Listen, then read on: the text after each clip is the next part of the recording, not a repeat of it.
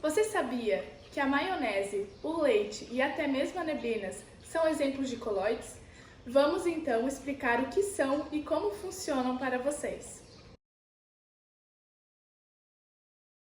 Dispersão é todo tipo de mistura, e cada dispersão possui um conjunto de características, nos quais se enquadram nos três tipos: soluções, suspensões e colóides, que é o tema do nosso vídeo. Quando colocamos substâncias diferentes dentro de um sistema, uma se distribui no interior da outra na forma de pequenas partículas.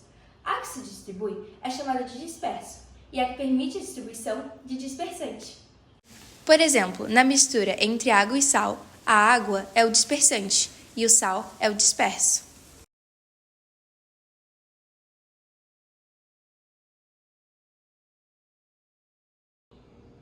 Em uma mistura entre água e álcool, com a mesma quantidade em volume, 50 ml cada um, quem é o disperso e quem é o dispersante? O dispersante é aquele que se encontra em maior quantidade de matéria, ou seja, em número de mols. Fazendo as contas, a água está em torno de 2,8 mols e o álcool 0,84. Embora sejam volumes iguais, a água é o dispersante por estar em maior quantidade de matéria. Bom, agora a gente vai explicar um pouco sobre os tipos de colóide.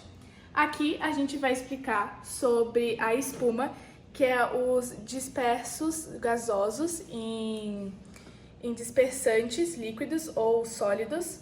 E a gente vai explicar um pouco sobre o experimento que a gente vai fazer, que é o chantilly. A gente usou creme de leite e agora a gente vai usar açúcar e depois a gente vai bater até ele ficar homogêneo.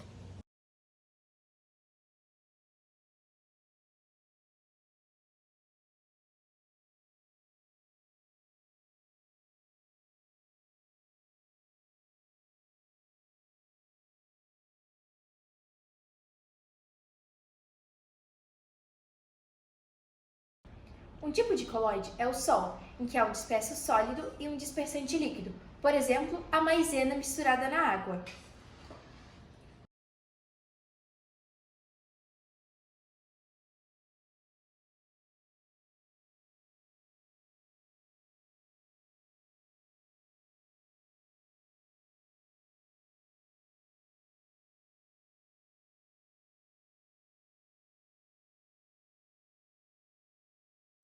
Agora, o tipo de colóide gel, disperso líquido e dispersante sólido, como o gel de cabelo.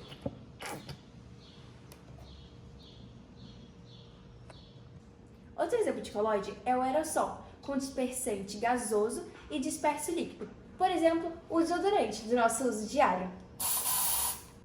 Outro tipo de colóide é a emulsão, no qual há um disperso líquido e um dispersante também líquido. Por exemplo, a maionese ou o leite. Em suspensões, as partículas são grandes o suficiente para serem visíveis ao olho nu ou sob o microscópio. Quando a luz passa através de uma suspensão, as partículas dispersas desviam a luz, fazendo com que o caminho do feixe de luz fique visível. Em soluções coloidais, as partículas são menores do que em suspensões, mas ainda grandes o suficiente para causar a dispersão da luz. Sob neblina, use luz baixa. A neblina é feita de partículas grandes e se joga o farol alto nessas partículas, a luz bate nelas e se espalha, prejudicando a visibilidade. Então é recomendado o uso de faróis de neblina, que são faróis que não apontam para a neblina, e sim para baixo. Dessa forma, não havendo o espalhamento da luz. A presença de partículas coloidais pode afetar a transparência de um sistema de várias maneiras, dependendo do tamanho, forma e concentração das partículas.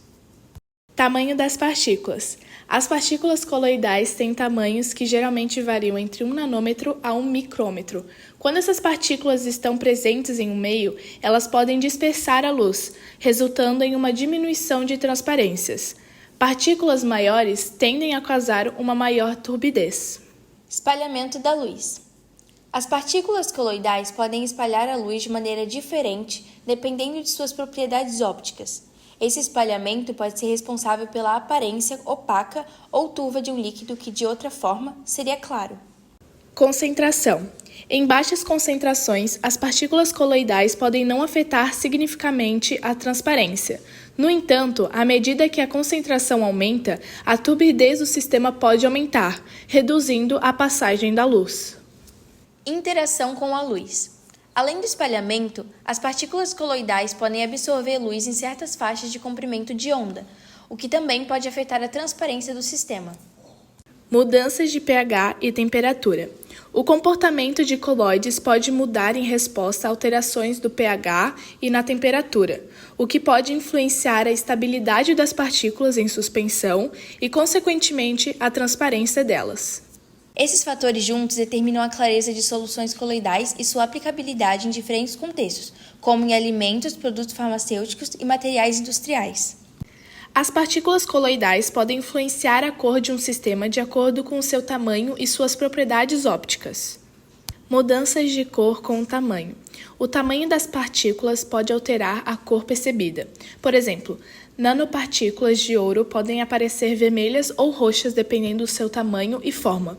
Isso é conhecido como efeito de ressonância plasmônica, onde a interação da luz com os elétrons na superfície das partículas varia com o tamanho. Concentração.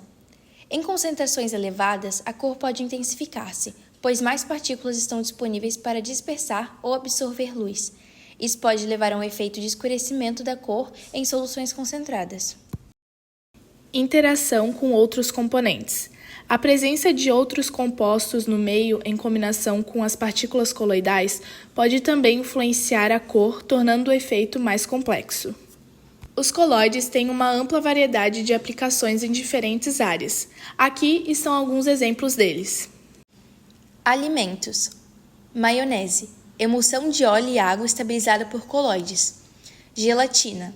Usada para dar textura e forma, consistindo de coloides que mantêm água. Cosméticos. Loções e cremes. Usam emulsões e suspensões coloidais para melhorar a textura e a eficácia. Medicamentos. Suspensões de antibióticos, coloides ajudam a manter a uniformidade do medicamento em solução. Vacinas. Algumas vacinas são formuladas como coloides para melhorar a absorção. Materiais de construção. Tintas e revestimentos. Muitos são baseados em dispersões coloidais, o que ajuda na aplicação e na aderência. Tratamento de água. Floculação. Coloides são usados para aglomerar partículas suspensas e facilitar a remoção de impurezas. Nanotecnologia. Nanopartículas usadas em sensores, medicamentos e materiais com propriedades específicas, dependendo do tamanho e forma. Farmacêutica. Coloides em sistemas de liberação controlada ajudam a prolongar o efeito dos medicamentos no organismo. Esses exemplos ilustram a versatilidade das coloides em aplicações práticas, abrangendo desde a indústria alimentícia até a farmacêutica e materiais. O estudo das coloides não só avança o conhecimento científico, mas também promove inovações que podem enfrentar desafios contemporâneos, contribuindo para a sustentabilidade e a qualidade de vida. Muito obrigada por assistir.